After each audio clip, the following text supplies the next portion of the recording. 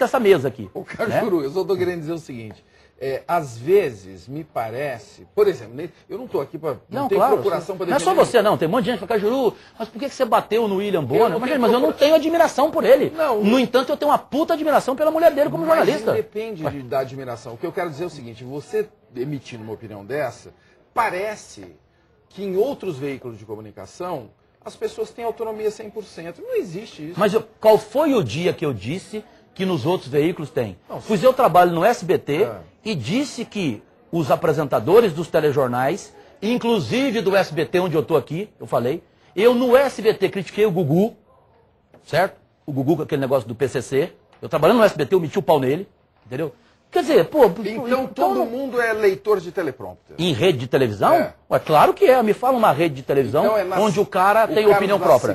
Todos os anos. Evidente, ué, evidente. Eu não estou aqui. Eu não estou aqui apenas dizendo agora. Só que eu admiro mais o Carlos Nascimento do que o William Bonner, como jornalista. Isso que eu quero dizer para você. Entendeu? Porque ele faz o papel, entendeu? Daquele cara que aparenta ser corretíssimo, ético, e na verdade não é, caramba. Na verdade, um cara que aceita apresentar um jornal nacional nas condições em que a direção exige, que liberdade que ele tem para emitir o que ele pensa? Certo? Eu não sei se ele pensa, não o conheço. Mas ele, como apresentador para mim, ele não passa disso, orangotango. O Mário fala o seguinte... Paulo Henrique Amorim. Eu vou falar do Paulo Henrique Amorim. Um cara que foi entrevistar o Edir Macedo e antes de começar a entrevista perguntou, o senhor quer que eu lhe trate como bispo ou como majestade? Quer dizer, o Paulo Henrique Amorim, ele é falso até no cumprimento dele. Ele é mais falso que nota de 3. Olá, como vai? Boa noite.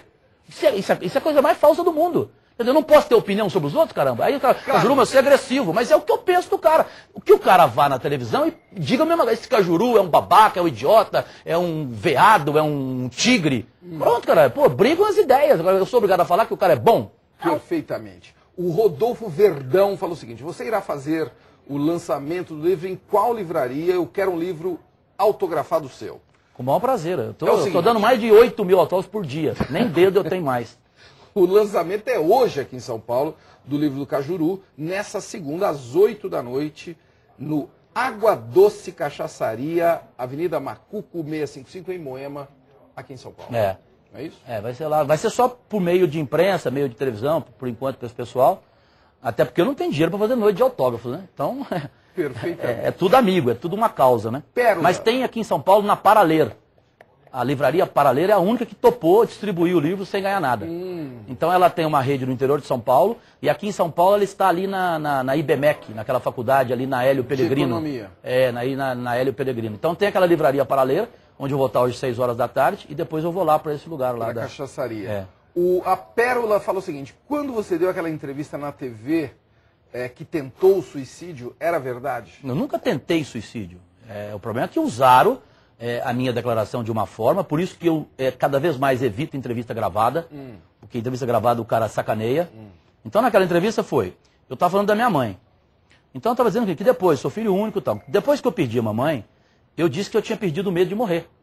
Que se Deus achasse que eu tivesse que ir agora, que eu não estava nem aí, que eu podia morrer, que eu não estava nem aí. Só que aí eu segui. Quando eu falei não estava nem aí, vírgula, eu falei, só que eu sou guerreiro e a mamãe lá de cima quer que eu continue aqui. E ainda disse, vou enterrar muita gente ainda. A entrevista está lá na íntegra, no SBT, à disposição de quem quiser, no programa da Galisteu.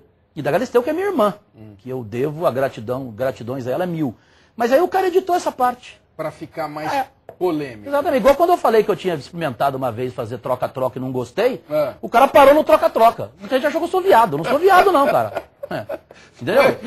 Aliás, tem uma coisa no interior. Porque você para. Se você para um corta-fita edita, nós sabemos que uma edição desse país é capaz de fazer. Então parei da entrevista gravada por causa disso. Tem uma coisa no interior que para você provar que você não é viado, você tem que ter a primeira experiência, não é isso?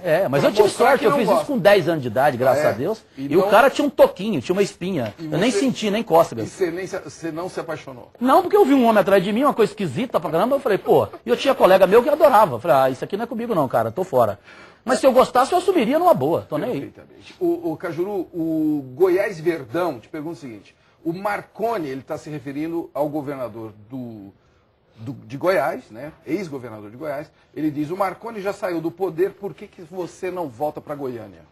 Porque eu não posso viver num estado que tem um povo maravilhoso, Um povo que, pô, eu gosto pra caramba, eu sei que o povo me adora também lá. Até hoje, fora de lá, eu tenho certeza. Quantos anos você ficou morando lá? Entre as 2 vezes que eu fui e voltei para São Paulo, dá quase 12 anos. Né?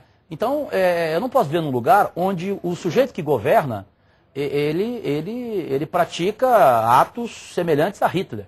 Por exemplo, o meu primeiro livro, o Dossiê K, ele foi quase que queimado em praça pública, como Hitler. Né? Porque ele foi preso, proibido. Na época, a Folha de São Paulo fez uma matéria que universitários foram agredidos na Universidade Federal de Goiás, porque tinha um livro na mão. Quer dizer, pô, pelo amor de Deus. Quer dizer, e aí a esposa que eu vivia na época foi absolutamente violentada, ameaçada, uma coisa horrorosa. Que eu nem gosto de falar sobre isso, até porque ela é uma pessoa maravilhosa e tem uma outra vida hoje, e eu só desejo felicidade a ela. Mas, pô, não vou morar num lugar desse, cara. Não vou morar num lugar onde brigam os homens e não as ideias. E que até família entra no jogo, porque nem máfia faz isso, até máfia respeita a família. Então eu tô fora, cara, entendeu? Eu prefiro essa gente, eu prefiro pensar Borges. Que certamente o Avalone, o Milton perguntariam onde o Borges jogou. Jogou no Noroeste de Bauru, foi ponta esquerda. O Borges dizia que o esquecimento é a única vingança e o único perdão. Então, pô, eu quero esquecer essa gente e pronto, acabou. O João Paulo falou o seguinte: meu caro amigo Jorge Cajuru, me permite chamá-lo assim, pois também passei pelo que você já passou, perseguição. Eu sou jornalista aqui em Divinópolis, Minas Gerais, a imprensa inteira vive às custas do poder público, a prefeitura tem um monte de jornalista na caixinha, paga para a rádio de jornais e que assim não critica a administração, deputados locais fazem o mesmo, uma vergonha. Tentei ser independente e hoje não consigo nem mais trabalhar, perdi meu espaço.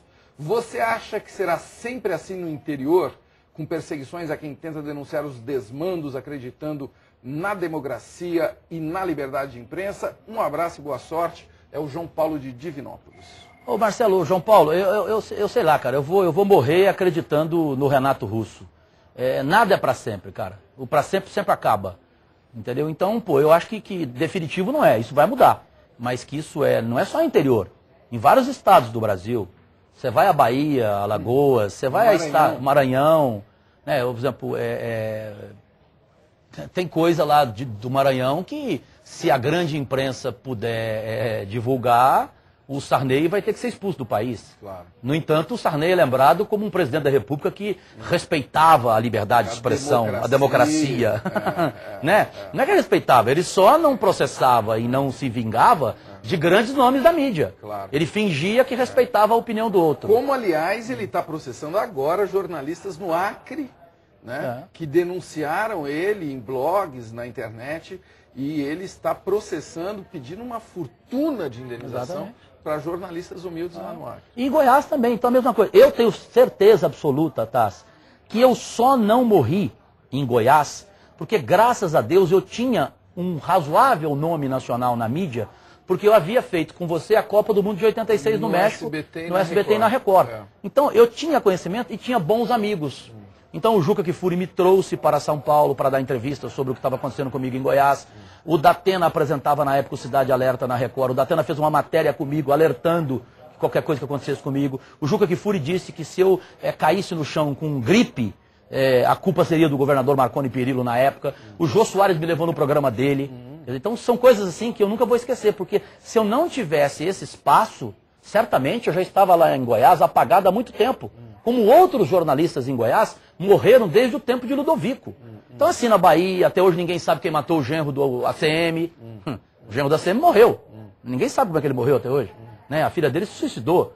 E assim vai nas Alagoas, vai em Pernambuco. Infelizmente o Brasil está lotado de lugares, aliás, lotado de coronéis que mandam na mídia para todo canto desse No Rio de Janeiro ainda é assim. Acho que o único lugar do Brasil que você ainda respira um pouco é São Paulo.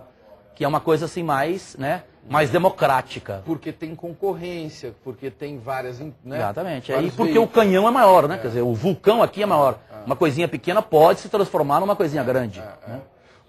A Bia fala o seguinte: você acha que o Brasil tem... você acha que o Brasil tem a próxima Copa na mão? Ela pergunta. Dentro de campo? É porque fora de campo já está na mão. Do Ricardo Teixeira e de mais um monte de gente. Que o que já estão roubando nessa Copa é uma enormidade. E vão roubar muito. Agora dentro de campo não, dentro de campo acho que não. Dentro de campo acho que é perigoso até se negociar do Brasil não ganhar a Copa. Ou seja, vocês ganharam a sede, mas o título não.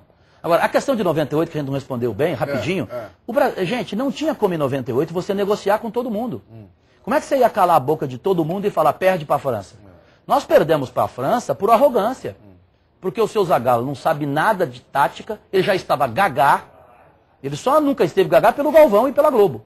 Né? O Zagallo, olha que sabedoria. Porque ele fingia que conversava com o Parreira, você tá me entendendo? E na verdade ele não falava nada. O Parreira não ouvia ele nada, ele já estava gagá. Se você perguntar para o Roberto Carlos, lateral esquerdo, ele vai te contar isso. Pelo menos o jornalista não pergunta. Em 98, no intervalo dos jogos, o Zagallo não sabia reconhecer o jogador. Ele chegava no Rivaldo e chamava o Rivaldo de César Sampaio. Ele falava assim, ô César Sampaio, você pegou aquele 10 da Dinamarca?